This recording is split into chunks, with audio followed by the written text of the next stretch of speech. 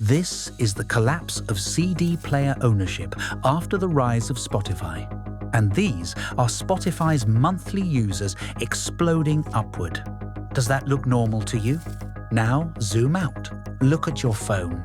How many apps are charging you monthly for things people once fully owned? Music became streaming. Movies became subscriptions. Software became licenses. Games became online services. Cars are starting to lock features behind paywalls. Even printers, heated seats, cloud storage, security cameras, and smart home devices now require recurring payments.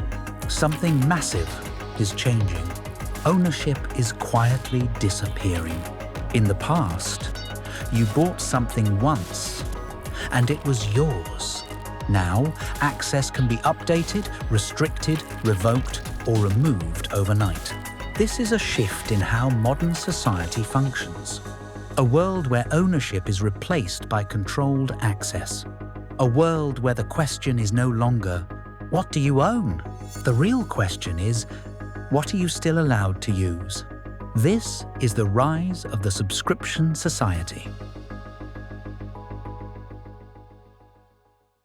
Chapter 1. The Death of Ownership. Ownership is one of the oldest ideas in civilization. Once humans stopped living only as hunters and started farming, land, tools, animals, and stored food became important. If someone controlled land, they controlled survival. If someone controlled tools, they controlled work. If someone controlled storage, they controlled the future. That is where ownership became serious. Ancient societies created laws around it because ownership needed protection. In Roman law, property ownership was formalized through systems like dominium. And certain important assets, land, slaves, cattle, and work animals, had special legal transfer procedures called mancipatio. It sounds ancient, but the basic idea is familiar. Society needed a way to say, this thing belongs to this person. That idea shaped the modern world. If you bought a tool, you could use it. If it broke, you could repair it. Even Roman law had rules for compensation when someone damaged another person's property. The Lex Aquilia from the Roman Republic dealt with unlawful damage to property and required compensation to the owner. That is the key point. Ownership was not just about having something, it was about control. Then the internet changed the deal. At first, the change looked harmless. Even better, Netflix launched streaming in 2007. Instead of waiting for DVDs in the mail, subscribers could instantly stream movies on a computer. Early Netflix streaming only had around 1,000 titles and worked under limits, but the idea was powerful. Don't own the movie, just access it when you want. Spotify launched in 2008 and helped normalize the same idea for music. You did not need shelves of CDs or folders full of MP3 files. You could access a giant music library from one app. Spotify's business now depends heavily on premium subscriptions, with hundreds of millions of paying users. Then software followed. In 2013, Adobe moved its major creative tools into Creative Cloud, replacing the old Creative Suite model. Before that, many creators bought Photoshop, Premiere, After Effects, or Illustrator as expensive but permanent software packages. After the shift, future versions required ongoing subscription access. Wired reported customer backlash at the time because users understood what had changed. They were no longer simply buying software, they were renting continued access to it. And Adobe was not alone. Microsoft pushed Office toward Microsoft 365. Editing tools moved to cloud subscriptions. Design tools moved to browser subscriptions. Storage moved to monthly cloud plans. The business reason is simple. Selling something once gives a company one payment. A subscription gives the company recurring revenue every month or every year. Investors like that because it is predictable. Companies like it because the customer relationship never ends. That is the real shift. The old question was, how do we sell this product? The new question became, how do we keep charging for this product after the customer already has it?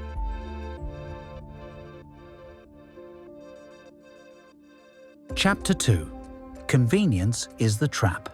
Nobody was forced into the subscription society. That is the uncomfortable part.